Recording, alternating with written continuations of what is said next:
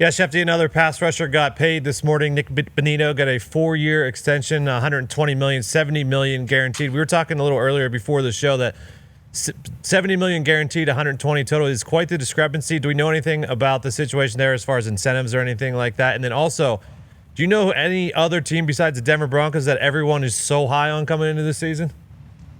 Well, they certainly are one of these picks that's a little bit trendy and a little bit hot right now. And I think part of the reason they're hot and trendy is because they have done such a great job of keeping their own players. Mm-hmm. They give Bonitto that deal. It comes out to be the highest paid non-quarterback in Broncos franchise history. They went and paid Courtland Sutton this offseason, this summer. They went and paid Zach Allen. So they've kept their core guys that have been important to this team. I mean, there are some people that are picking them, and when you're in a division with the Chiefs, everybody is usually an underdog. So, here's where you could pick a great team, and you say, okay, well, they're an underdog to Kansas City. They're in a division with Jim Harbaugh and the Chargers. Harbaugh, 5 games. So, I mean, that division's loaded, and the other team is coached by Pete Carroll, who will become the oldest coach in NFL history on Sunday when he goes up against the Patriots. So it's a great division, and the Broncos have done all the things they want. And again, I don't know the specific incentives, Tone, but I would just say this. That's a lot. Yeah, it's $70 million guaranteed. So, read into that whatever you want. Like, I'm sure maybe the deal isn't exactly, but it's going to be a damn strong deal. And these owners in Denver, Greg and Carrie Penner, they are going to make their mark, and they are going to be around a long time, and they are going to be amongst the best owners in not only in just football, but in all of sports. And the pockets that they have that enable these deals to happen, they're building their own training facility. They're going to get a stadium built there in Denver. These people are big time, and they're going to mean a lot to that city and that franchise. Walmart, pretty good little business. Yeah, not bad. Yeah, it ended up being okay, didn't it? Yep. He's slashing prices. The Walton family, that is the daughter, I do believe, who you just referred to, who is acting owner of the Denver Broncos. I'm happy they're investing in football. I like that. I appreciate the fact that they're investing in the NFL. We also saw there was maybe $106 million in total from Spotrac, but he had a year left on his contract. That's still a lot of incentive-based money. I'm excited to see. There's a lot of ways you could look at this. And I know Tone asked that question, and I saw last night we reported that the Niners sweetened Jauan Jennings deal. Yeah. And I want to bring that up for Tone on purpose, because I think it's a situation like that, and there's the deal. Basically, Jauan Jennings had wanted a new deal. He's going into the last year. 49ers offered a multi-year deal. He opted to take this particular arrangement, which is $3 million more of incentives this year, which could boost his salary to about $10.5 million, which is still, for a number one receiver, a great deal for the Niners.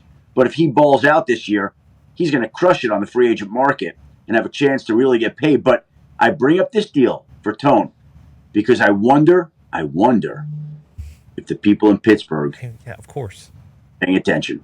Yeah, well, people in Pittsburgh are looking for a wide receiver any way they can get it. But whenever you talk about that Jauan Jennings deal, that's $3 million in incentives. That's a lot. $3 million is a lot in incentives based each year. $5 million, a lot.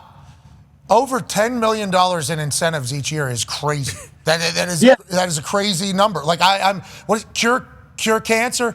Like what is the cure COVID? 35 sacks. Like $10 million is a lot of money because he kept saying up to. I think that was AJ's first reaction whenever he read the thing. Up to, like that's a lot of money. $50 million that's being reported is a lot of money.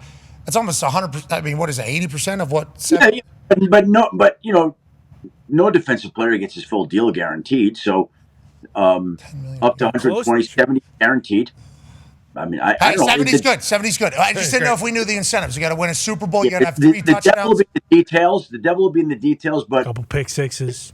Be a strong deal. Need a pick six in the Super Bowl to pick up $2.5 million. Yeah. You need that. $10 million is a lot of money. Nik Bonitto is certainly a game record, and I don't love that this was the first highlight. Sure, I just got to run every single time. Such a good read. Okay, rookie, he didn't know what he was looking at. A guy popped up out of nowhere. He said, "Is that Troy Polamalu, Ed Reed out there? Who the hell is this guy?" Why would you do that? No, it's Nik Bonitto out of Oklahoma, and he's a dog, and he just got paid $70 million guaranteed. Schefter, with some of these players, did they have to tell them last year, like, "Hey, we're so strapped for cash because of the dead cap, like you need to wait till next year and we'll take care of you"?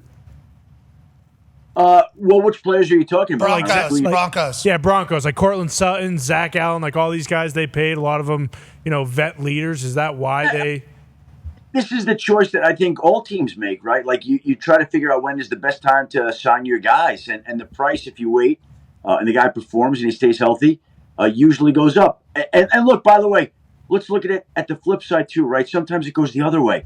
Elijah Vera Tucker is going to be a free agent after here, and he tears his triceps in practice on Tuesday. It's not ideal. So now, when you're Elijah Vera Tucker next year in the free agent market, you're probably going to have to sign a deal, a 1-year deal, and get back to that point, and then try to hit the free agent market again in 27. So sometimes it makes sense for players to wait. Sometimes it makes sense for players to sign an extension. Everybody's different. You have to factor in the player, their history, what the offer is. There's a lot of different factors at play. There's no simple answer to any of that. There's also $60 million in dead cap for the Broncos last year, or whatever. Yeah, because correct. And by the way, that's probably a big part of why they had to wait to pay these guys, because Russell Wilson was getting his lion's share of that. Now, and by the way, I think there's still money left over now this year on Russell Wilson. Yeah, 32 million. Good question, though, Con Man. Yeah, I'm just very trying good. to get to the bottom of the very ball good. of it, Any other? And excellent insight from Pat, bringing up that was very good, Pat. Oh, thank you. Yeah, we try to do a little bit of that around here.